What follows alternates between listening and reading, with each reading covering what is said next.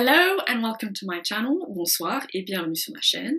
My name is Muriel and in this video I will be talking about / suggesting a few books written by Black female authors in support of the Black Lives Matter and the Say Her Name movements, because yes, I do think those civil rights movements are very important. I have read all of the books I'm about to mention and would say all of them are good to great books. So first I'll mention a YA alternative history trilogy, but don't worry, my selections encompass a few different genres, so there's something for everyone. So I'm going to talk about the Noughts Crosses trilogy by Malorie Blackman, a British author. I said trilogy in air quotes because I just checked this out. I read this a long time ago. There are actually 4 books in the series, but at the time I read them, it was a self-contained trilogy, so I'll refer to it as a trilogy because that's what I read.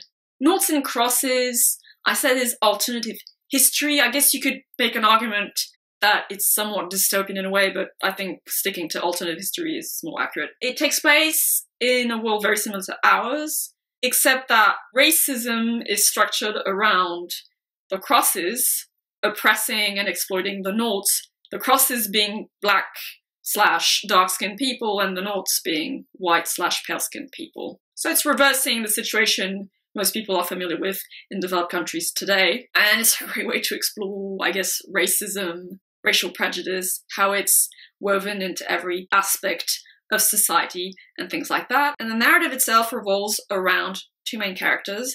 Sephi, a young cross woman, so a young black woman, of a relatively high socio-economic class, and Callum, a Nought, i.e. white, young man who, I think, if I remember correctly, is the son of Sephi's family's, like, cleaning lady or something like that. And they've been friends since they were very young children. They fall in love, and interracial marriages are not a thing in that society. It's very much not accepted. And so the story takes off from that, and there's elements of like terrorism and racial equality activism, and it takes place over several years across the trilogy. I'm not going to go into too many details because I read this a long time ago. I was about 12, but I do remember being very, very moved by those books. I think I cried at the end of the trilogy. It was really good. It's a great way of looking at racism, looking at things from a different angle. But I do think those would be great books to, start a conversation with a younger person about racial inequality and the shape it takes and how it permeates everything, or at least a lot of things in society, in the way our societal structures are set up, our institutions are set up, etc. I would highly recommend that to you. I have very fond memories of it. And also, I actually believe that the BBC recently adapted those books as a TV series, or maybe a TV movie. No, I think a TV series. So I haven't checked it out yet, but I kind of want to, and that's one way you could look into it as well. Next up, I'll be mentioning the Broken Earth trilogy by N.K. Jemisin. So you have the 5th season, the Obelisk Gate, and the Stone Sky. Now, a bit of a disclaimer, I wasn't a huge fan of this trilogy. It was very much hyped with a capital H when these came out. Everyone was raving about those books, so I guess I went in with very high expectations and they weren't met. So for me, this wasn't great, awesome.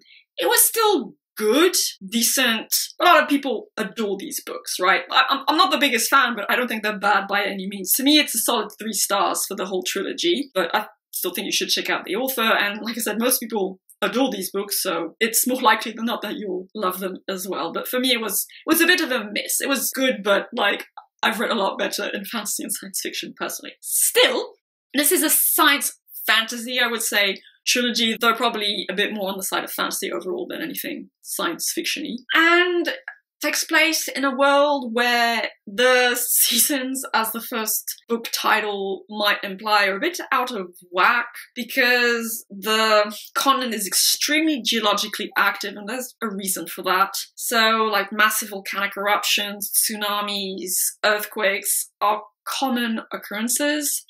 And in this world, you have a cast of people with a type of magic that is very much reliant upon Geology. Those people usually have like gemstone names and things like that. They're called orogenies or orogenes, I'm not sure. And the story starts off with a main female character called Essen, and the way the story is told involves several character points of view, but I'm not going to say any more than that. And she's living in a village, and a 5th season happens, and 5th seasons are like nuclear winters. Basically, it's a season that is produced by a cataclysmic geological event. And like I said, this happens fairly regularly in that world. The 5th season starts, she's in a village, and stuff happens. And I'm not going to say any more of that because I really don't want to spoil it. So, like I said, I thought it was good. There were some interesting ideas. The orogeny magic system was original, but it didn't blow my mind either. Some people said, oh, it's so amazing, that magic system. I'm like,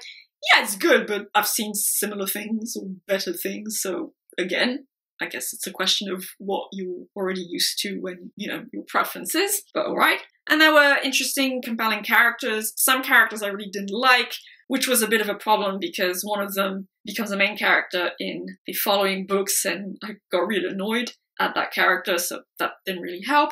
And the world building is good.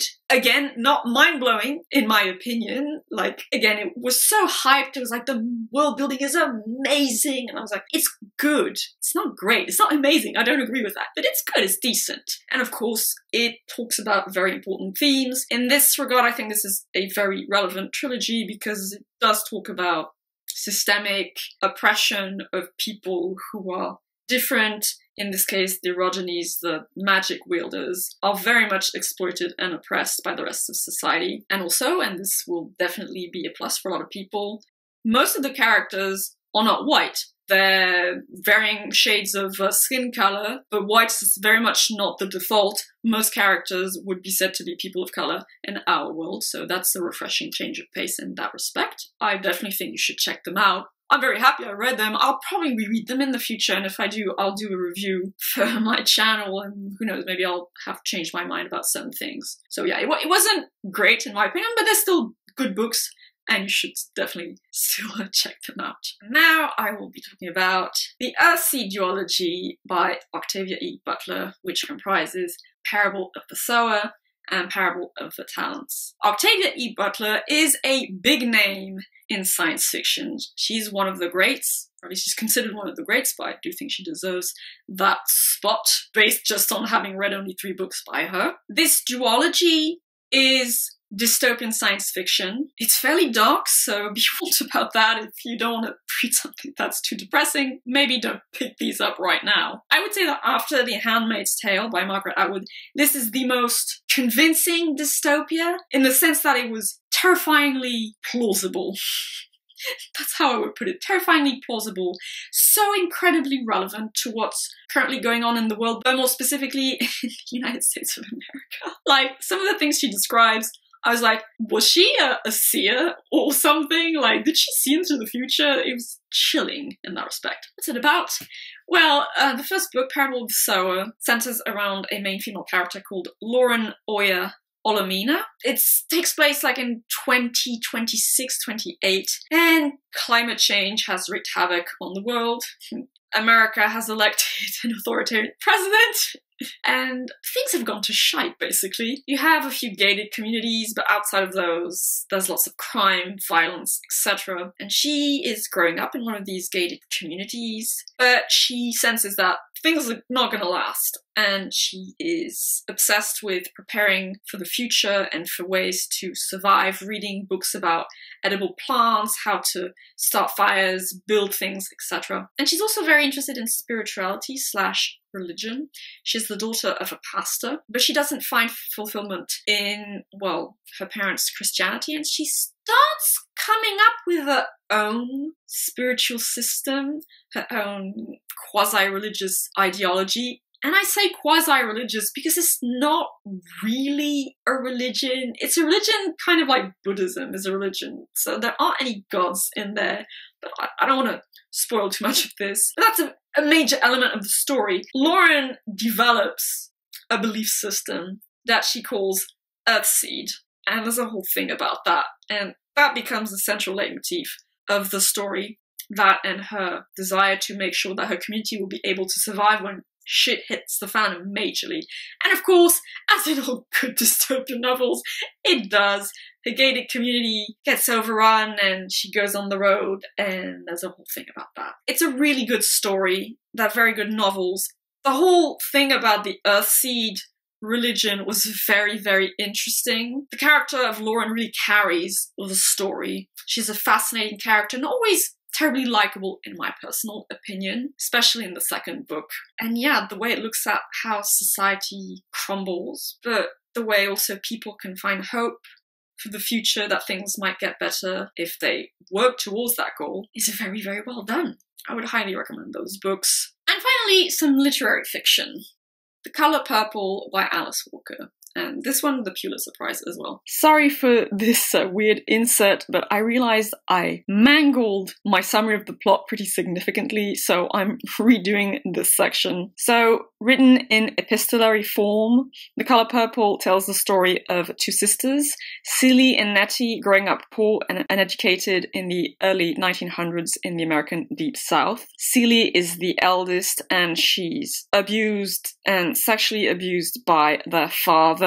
So if you're sensitive to that kind of topic, perhaps don't pick this book up. And at some point, a man called Mr. comes up and offers to marry Nettie, the youngest, and take her off the family's shoulders, basically. And Celie is very distressed by this, and she tries to find help. And it basically, without going into too many details, leads to the sisters being separated. Celie even thinks that Nettie died, but Nettie in fact ends up being somewhat adopted by a couple of Christian missionaries and ends up going to Africa with them. And Celie is the one who ends up being married off to this Mr.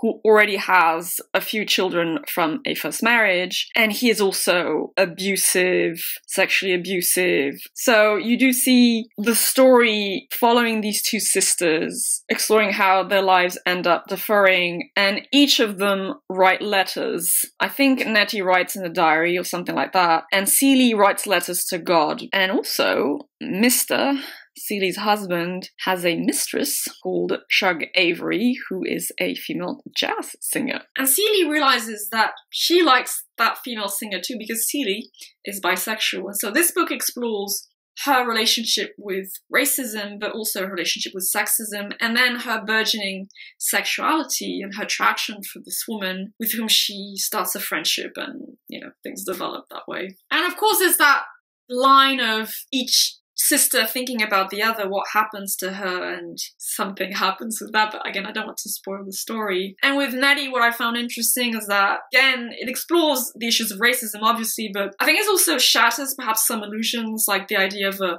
universal black identity, or conversely, the illusion of a universal white identity for white nationalists, because Nettie goes to Africa and she realizes that the people there who are not yet Christianized feel absolutely no kinship with her or her missionary adoptive parents just because they share a certain level of melanin in their skin cells, right? They're like, we have nothing to do with you, you're not Africans, you're Americans. And that was really interesting because I think that's a very real phenomenon in the real world. So all these things that have to do with issues of race, identity, oppression, discrimination, things like that. But also, this book just is really moving. The ending is beautiful. The writing is beautiful. So the writing is beautiful. The story is beautiful. There's also an exploration of spirituality, actually. I forgot to mention that because Nettie is raised by missionaries, but Celie develops her own understanding of the numinous and of faith, which, in my mind, has something a bit pantheistic about it, so I really love that. And it's just so moving. I was in tears at the end of this book. It really hits you in the heart. In a good way, though, in a good way. But yeah, a beautiful story, a beautiful book. Also, something that I think is interesting to know in the context of the history of feminism. Alice Walker is the woman who coined the term womanism. Womanism being feminism focused on Black women and women of color, generally non-white women, because that's a very valid criticism. The second wave tended to focus a bit too exclusively on the experience of white women and didn't take the intersection of sex-based oppression and race-based oppression into account sufficiently. So Alice Walker came up with that word to have a concept concept that could be focused on the specific needs of minority women and, you know, not just be mushed, melded, and kind of diluted into the broader, more white-centric feminism of like the second wave. And interestingly also, I read that Alice Walker at the time got a lot of shit for writing this and for her stance on women's rights, because some black men at the time thought that she wasn't being supportive enough of their own civil rights, because she does criticize black men in the sense that black men can be abusive, because again, intersection of race-based depression and sex-based depression. So yeah, she's an important figure in the feminist movement and in the civil rights movement. And yeah, this book is beautiful. You should definitely read it at least once in your life. But wait, I'm not quite done. I presented you a few books by black female authors, but now I'd like to promote the channel of a black American SFF YouTuber. He's not quite a booktuber, but he makes videos about book series that are in the science fiction fantasy genres, most notably Dune by Frank Herbert and A Song of Ice and Fire by George R.R. Martin. But also, I want to promote him because he's in the process of writing his first graphic novel called Octavia, and he has a mailing list on Indiegogo, and he's about to launch his campaign. And of course I signed up because his story is about a witch and it's fantasy horror, and I'm all about that. He's also a big fan of H.P. Lovecraft. So I'll leave a link for his channel and a link for his Indiegogo campaign. Definitely check it out. And that about wraps it up. I hope you'll have a lovely day, evening, whichever time of day you prefer. I shall see you all in the next video. Till then, bye-bye.